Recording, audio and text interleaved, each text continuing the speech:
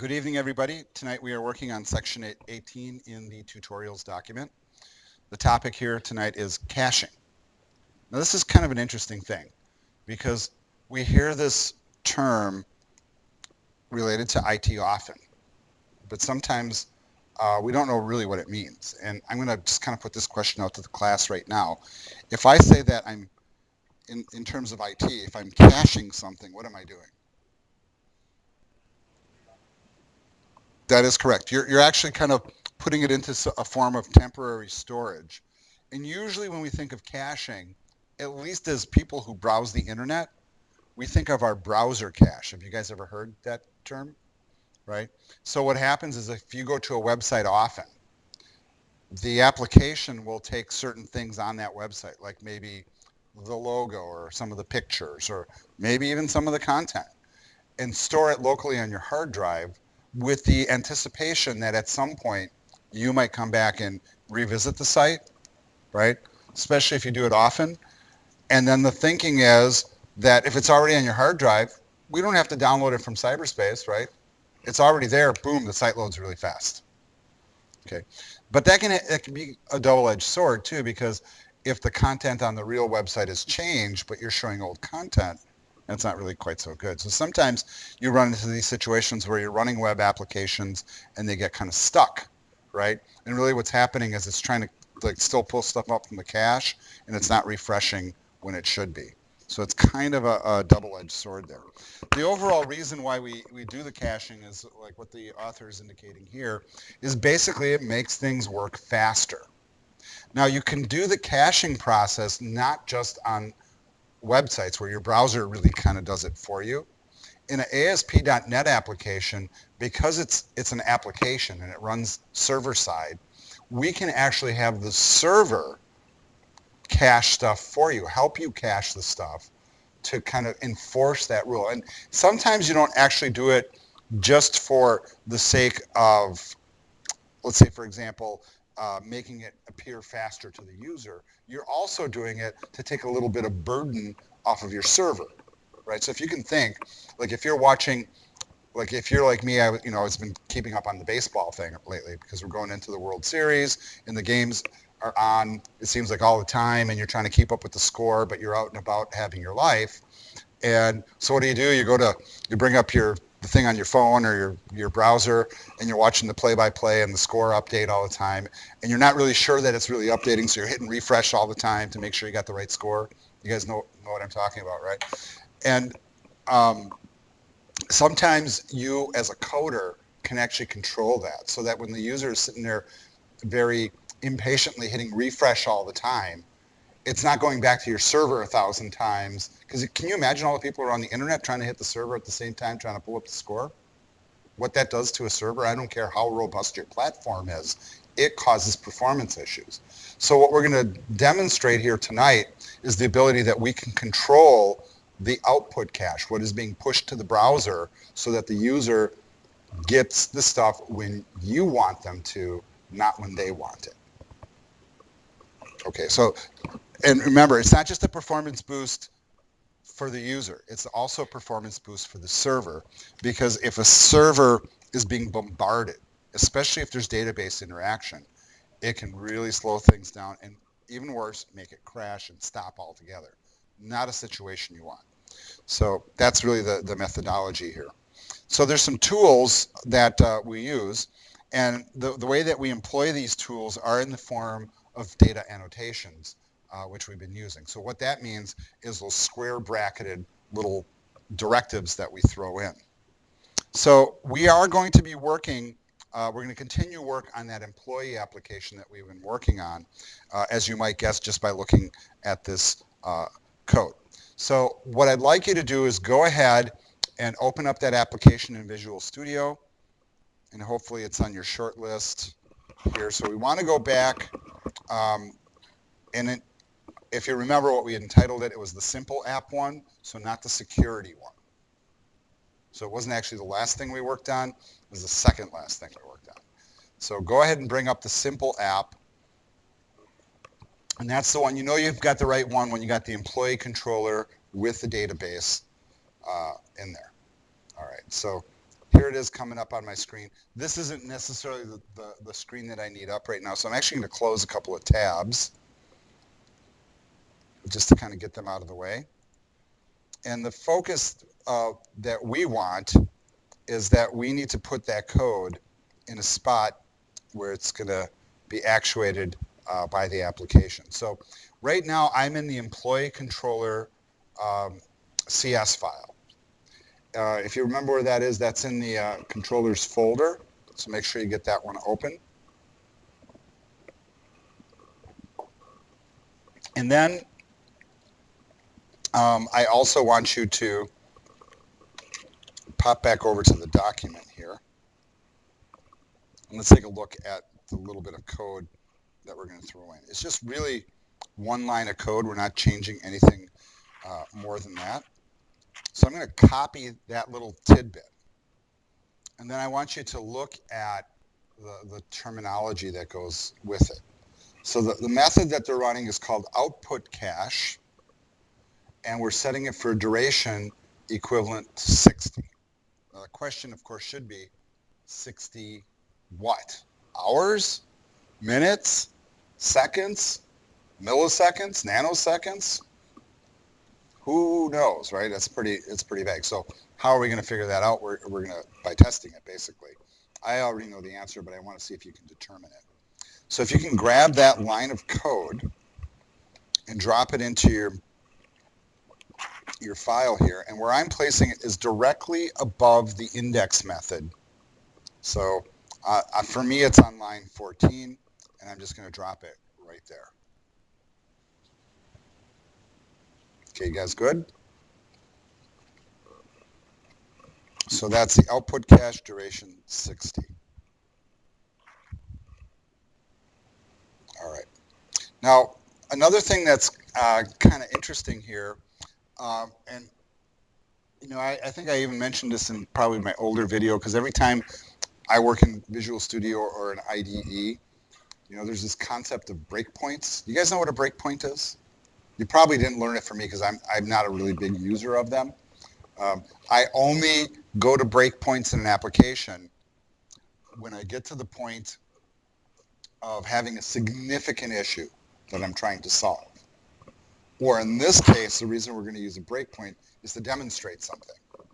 So the reason we're going to demonstrate it is we want to show what happens when we hit that breakpoint. And if you don't know what a breakpoint is, you can Google it, of course. But in summary, it really is a spot in the application where we tell the code, stop here. And then hopefully, depending on how you write things, you can look at what's going on and you can see the results as they're happening. Okay, so it's for troubleshooting, it's for testing, for those types of things. Yeah, typically, I know. And like I said, Tom, you know, for me, I go to that as almost like a last-ditch resort. It's kind of like, you know, it's like the car's not running. All right, break out the sockets. Let's tear this thing apart and see what's going on, right? So that's kind of the mentality. So the hope is really that we never have to go there. But I know a lot of instructors actually drop them in on purpose just to show you like what the variable value is. That's maybe a good reason to do it. But it really comes down to kind of like teaching style and coding personality, as I like to think of it. So I'm going to move this document over to my other screen here, as I normally do, just to get it out of the way. All right, so let's go ahead and drop in a breakpoint here for the index method. And the way that you do that is you come out to the margin and you just click. And I put it in, and actually I don't like that spot. I want it to hit the whole index method, but that's just where it's putting it. Okay, so it's putting it right above. And actually now I'm looking at the book, you know, where the author's putting it is on this line of code here. So for me, it's line 17. There we go. So it's got the stuff inside the code block is highlighted. So basically, anytime it's really doing an interaction with the database and putting out that initial view of index, so that the one that puts the list of employees out there that we have currently, that's when it'll hit that breakpoint. All right, so at this point, go ahead and do a save, and then hit the play button.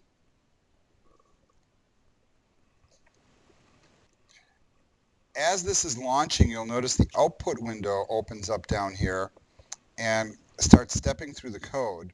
And every time there's an interaction on the server side or in the browser, this output window is going to update. And when it hits this block of code, of course, something will happen, hypothetically. And the only timer I have up on my screen right now is the one that's in my recorder, which unfortunately was paused when I launched this. So are you guys okay? I'm going to relaunch this because the people at home missed that little tidbit. So let me close my browser and stop the application. All right, so let's do this process one more time. Got our breakpoint put in. I'm going to hit the play button. The browser is going to load up. There it is. And I'm not going to run it full screen because it really doesn't need to be. Right. We need to go to the employee URL. And then it tries to load it. See what's happening here. It tries to load it, but it's stuck because it's stuck at the breakpoint. So it can't bring up that list if it can't pull up the database. So we're going to come back here and we're going to hit the continue button or F5, and now it loads up in the browser. If I hit refresh right now, I want you to notice that it's not hitting the breakpoint. So what's happening is for the full 60 seconds, and I should look at the timer on my screen recorder here, but I think it's maybe been 15 seconds. All right, so I'm just going to keep hitting it. But this is exactly the scenario I was describing. You don't want somebody going in there, is there anybody new? Is there anybody new? You're clicking refresh a million times. So if you ever go to a website and they think they're blocking your refresh, you might absolutely be correct. And what they're doing is they're caching the output. So it's like, fine, I know you want an update, sir, but you're going to have to wait 60 seconds or whatever we determine. And now the 60 seconds has passed and it's hitting the breakpoint again. I'm going to hit continue. And now it's refreshed. All right. So as simple as that example is, it's an interesting one. 60 seconds, you know, I don't know what would be right for your application. For me, that seems a little extreme, you know, personally. But you can experiment with that number. Now that you know it's equivalent to seconds, go ahead and try 10 seconds or 5 seconds and see if that happens. And remember, the only reason we're really putting the breakpoint in is to show that it's hitting that spot and sticking, to show that the refresh really is happening. The next little segment in here is called Varying the Output Cache. And that's on page 155, the very bottom of the tutorial document. So let's go ahead and stop the application from running.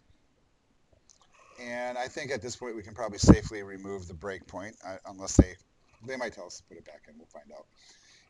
And they want us to do a little bit of work here at this point. All right, so the first task here to change the output cache is we need to create what we call a detail view. And it says, right-click on the details action method from the employee controller and add a view. So let's go ahead and find that method.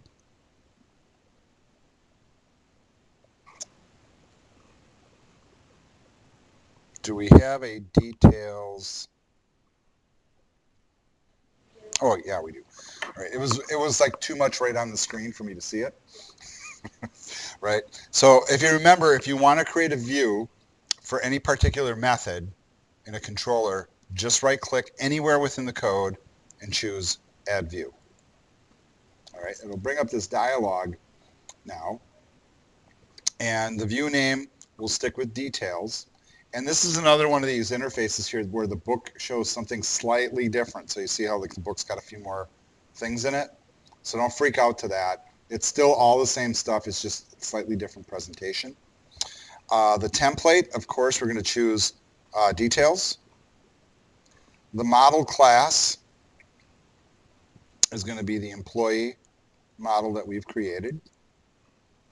And then we also need to choose this data context class, which once again pulls up the employee database. Now this is something that we set up within our code. That's where it's not coming out of thin air, folks, right? There's some things that it'll do automatically, but some things that we've built with code. You don't need to check any of these little boxes. And then once you're done with that, go ahead and click Add. Now, when it creates a view, it will generate one of those CS HTML files inside the Views folder. And if you look at how it does that, notice that because it's related to the employee model, it puts that view inside the employee folder inside of Views. So it automatically does that organization. And it makes sense, right? Because it's part of that object. So why not put it in that same folder? All right. You'll notice that it does put in a few razor directives at the top to attach us to the employee model. We're not using any particular layout at this point, and then we see a standard HTML document structure. And what you should do at this point is just kind of scroll through and just take a look. So you guys remember all your HTML tags. You don't need to be schooled on those, right? But can anybody tell me really quick what a DL is? Right. It's called a definition list, right? So we have, remember, a UL, which is unordered list, an OL, which is a numbered list, ordered list. Right, so a definition list will have definition titles, DTs, and then definition data. And it creates this nice little indented list look without using bullets or numbers. And sometimes it's a pretty handy little tool just for laying out content so it just looks nice. I'm not really a huge user of it over time, but I see that people do use it quite a bit, especially when you're doing this kind of output, because there's a little bit of formatting that goes with it where you don't have to mess with it too much. So that might appeal to you. You know what? The cool thing about this approach is if you don't like those tags, you want to put it in an ordered list, just come in here and change these. You want to put it into a div or a table or a, yeah, choose whatever you want and throw it in. And see, now, the reason I'm mentioning that to you, right, is when you guys go to create your own projects towards the end of class, you should know that you can come in here and do that stuff. And not only that, but you can also throw in your own CSS, your own images, and you can really make it your own. So the way a .NET developer works when they're doing this kind of thing is they let the tool, build it what it builds automatically, and then they tweak it and make it something that they want it to be. I'll tell you what though, a lot of times you'll find that the stuff that it does automatically is fine. And sometimes it just takes a little bit of CSS to fix it. But notice what it's putting in there. So for each one of these, that for the definition titles, and I kind of think of it, more as like, if I'm comparing it to like a form, kind of like the label, right? So this part is display name for. So this is just going to display like what it is. And then it actually is going to display for the actual object. So there's a name for and then a regular for. And then you'll see that in the output when we get there. At the very bottom, past that DL and the div, they have this little paragraph tag and they have HTML action links. And really what these are just links that trigger these predetermined actions. So one will take you back to the index view, and one will allow you to edit the content. So what it's going to do really is it's going to give you a different format of output than we normally see. Now, the point of this exercise isn't really just to generate this output, but it's to apply an output cache that can be controlled. And we're going to put in two little pieces here. So we need, at this point, to go back to the employee controller, because that's where the cache annotations go in. And just above the details action result, so right now if you're in the document, I'm at the very top of page 159. And I'm trying to get the copy of this code, but it is fighting me because I have it highlighted probably. So it looks like I'm typing. That might even be scarier than copy paste. So I'm going to put in output cache. You know, sometimes it's kind of good to type it in because then you get the IntelliSense thing going on and you realize, hey, not that big a deal because it's typing most of it for me. And we're going to do int max value, a comma, and then we're going to vary by parameter, last one, and what we're looking for is ID. Okay. Let's go ahead and type in the next one. And actually what the next one is, and if you look at that really carefully, the return view is going to stay in there, but inside there, we're going to throw in employee, right? Well, you're going to say, well, we haven't defined employee inside this method. That is correct because we're going to add it right above. So we're going to throw in a variable called employee. And really what this is doing is it's interacting with the database object that we've set up already. So it's already interfacing with the database, pulling in the data, and then we're just giving it this directive. So from the database employees, we're running the method single or default. And then for some of you, maybe you've never seen this type of expression before. I'm hoping you have. What kind of expression is that? Because we see this in Java also. A Lambda expression. Very good. You guys did learn something. And you see that, you see it in Java, but all the languages are doing it. So really what that is, it's an event handler of sorts. And we're looking for it to be equivalent to the ID. Don't forget to put a semicolon at the end of the line. Now for right now, my ID is underlining. Are you guys getting that same effect? Nobody, you guys aren't getting that effect? Oh, Aaron, you win. Yeah, so here I am showing everybody, because this is going out on YouTube, right? So everybody out on YouTube is going, what the hell are you doing? Right, it has to go in the details method, not the create method. Thank you very much, Aaron. And so does employee. I was looking real clever there for a few seconds. Create will have its day.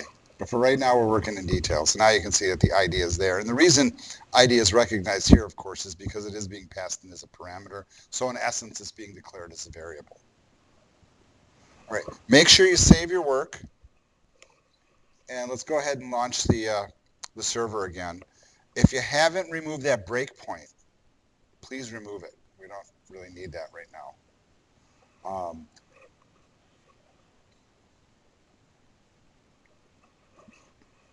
So go ahead and launch it.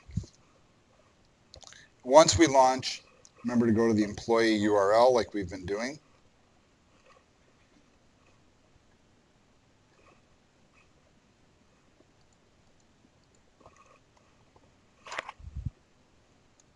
And it's nice that it's just in there so I don't have to type it. And of course it brings up the list. Now, notice that basically we just made the details link active. So if you want, click on any one of these and bring up that information. Now you see our definition lists with little indents. Make sure that it actually works for you.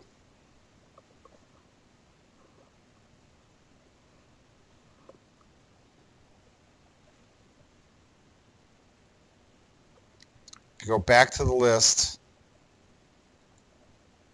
click it again. So here's my question for you. What is this actually doing for us? How is the details link working? Well, let me answer it for you. When we click that particular link, if we go back to the list, hover over it, and then look at the very bottom of my window where it shows you what URL I'm going to as you hover. And notice what it says. It says employee/details. So it's controller, method, and what's the one? It's the ID of that particular entry. in the database. So Darth Vader's database ID in the employee table is ID 1. If I hover over Luke Skywalker, it happens to be 3, so that tells me that I must have had a 2 at one point, and I deleted it. And if I hover over whatever that other one is, it's 4.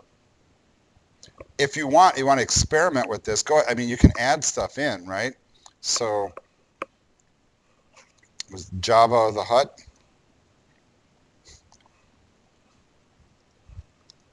And I know that's not how it's spelled, but I know. But we teach Java here at school, so we're going to use Java. Or actually, wasn't there like a joke once somewhere where it was Pizza the Hut? Did you guys ever hear that?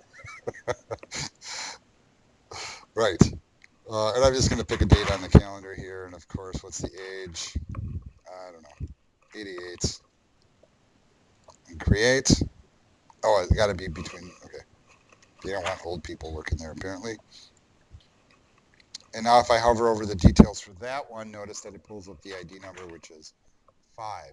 So here's what happens. When I click this link, it already has generated into this structure the parameter to pass in to the code. So when I click that link, it's dropping it in right here and then pulling up the right employee. That's the how it works. And I just want to check really quick. Is everybody's working? Is your details link working correctly? Okay.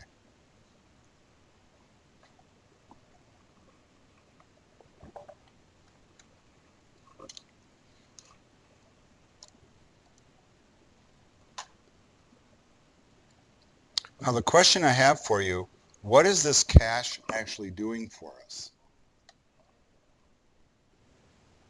And you know what? Of course, I had paused the video again.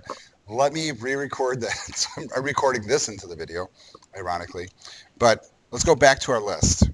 Okay, so I want you to notice right now that Pizza the Hutt's age is 57. So here's what I'm going to do. I'm going to edit it. And I'm going to change the age to 59, and I'm going to save it. But here, still 57. That's kind of interesting. How long is that going to maintain? Right. So let's count. 1, 2, 3. Right. This makes for a very exciting video. This is where we drop in. Okay, cue the YouTube ad. Right. Your video will continue in 15 seconds. Or skip now. It doesn't, it doesn't take much for 50 or 60 seconds to go by, and now it's refreshing. All right. But now I went back to the details. Let's now take a look at this.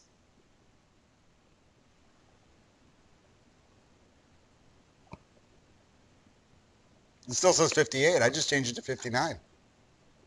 Should we refresh? 1, 2, 3, 4. Cue another ad.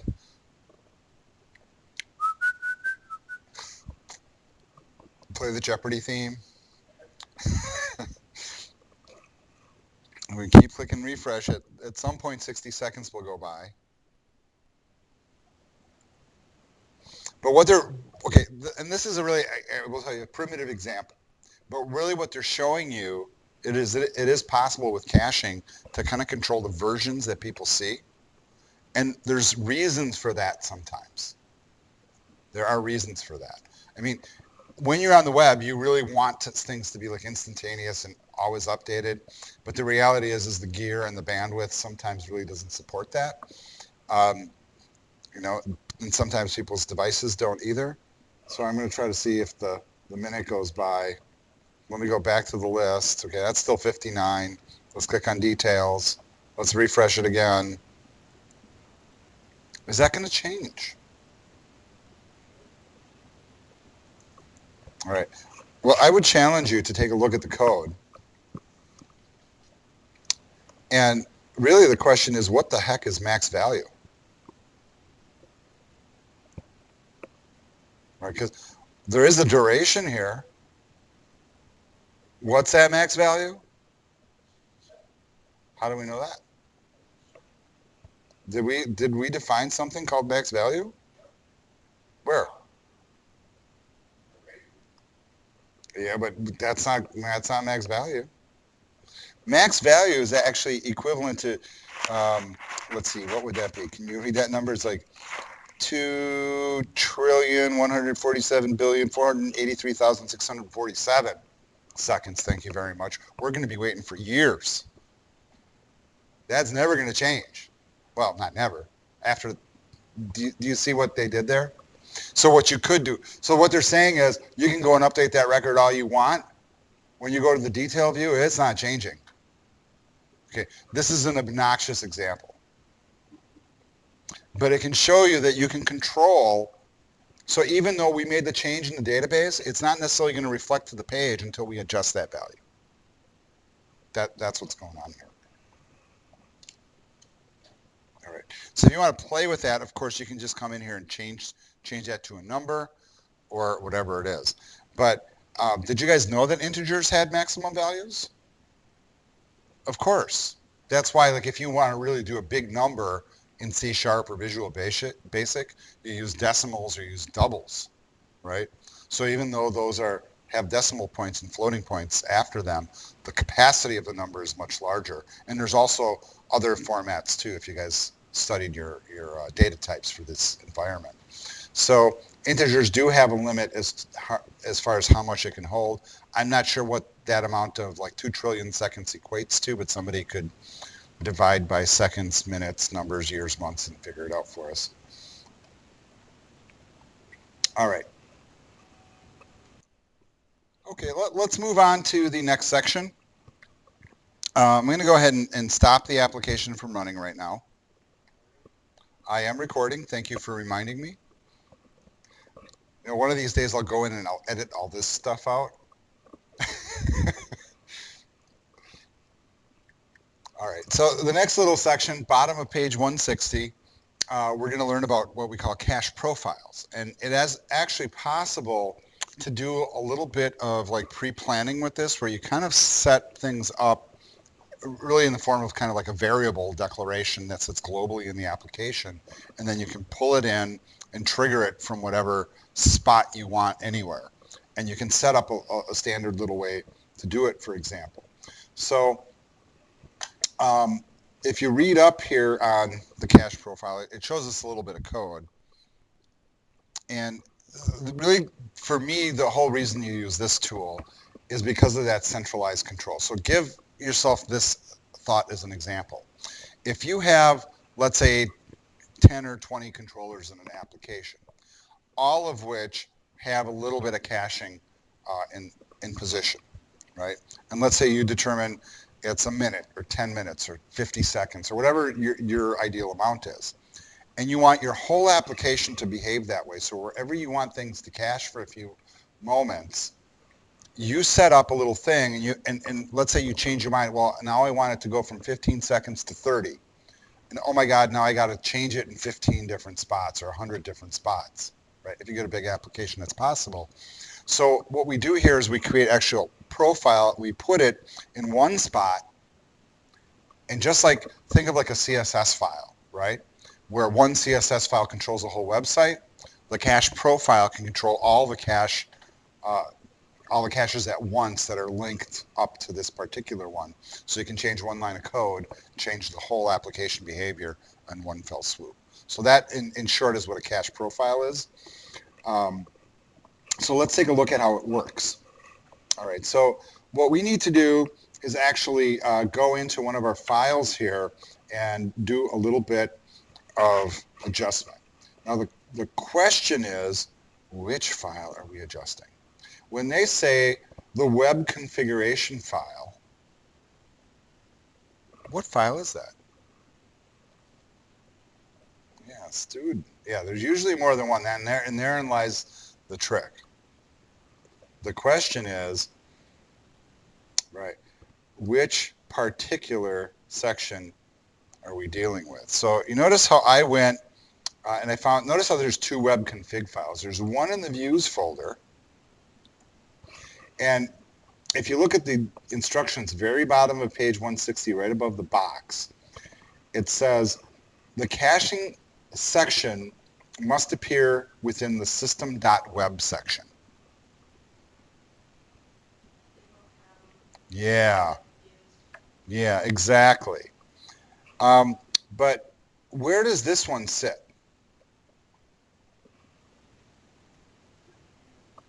Yeah, it's in the views folder. Where does this one sit?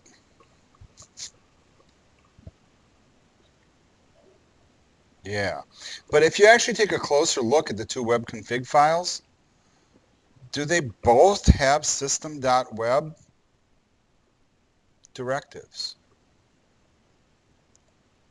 Yep, I see one there. And if I switch to the global one, I thought I saw it. Did I scroll past it already? Yep, I see one here. The question is, which one?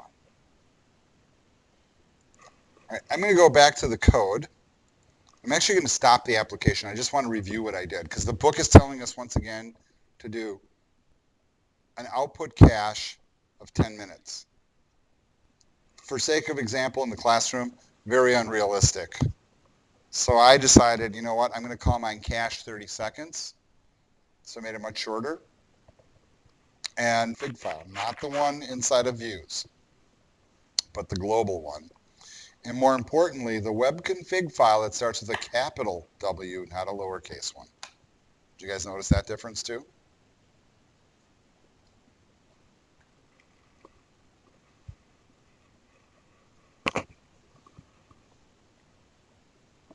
Hey, Tom? And then if in the employee controller,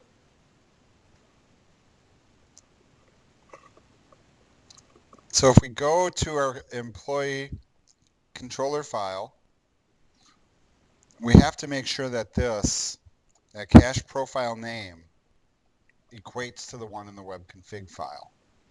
So then instead of hard coding a duration in one spot, and I want you to put the scenario in your head, if you had 20 controllers and 3 instances of the output cache in each controller, and they all called the same one, you change it in one spot. So choose your name carefully as well. Now, you know, another technique that you could use really is in the web config file.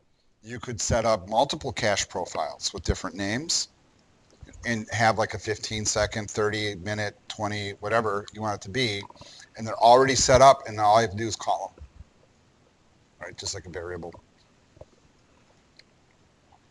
So it's a pretty useful little tool. Really the best way to check this, of course, in this case, is once again to set up that breakpoint and test it. It should work just fine. All right, folks, this actually completes section 18. So I am going to terminate this video here. I'm going to start a fresh one for the next section.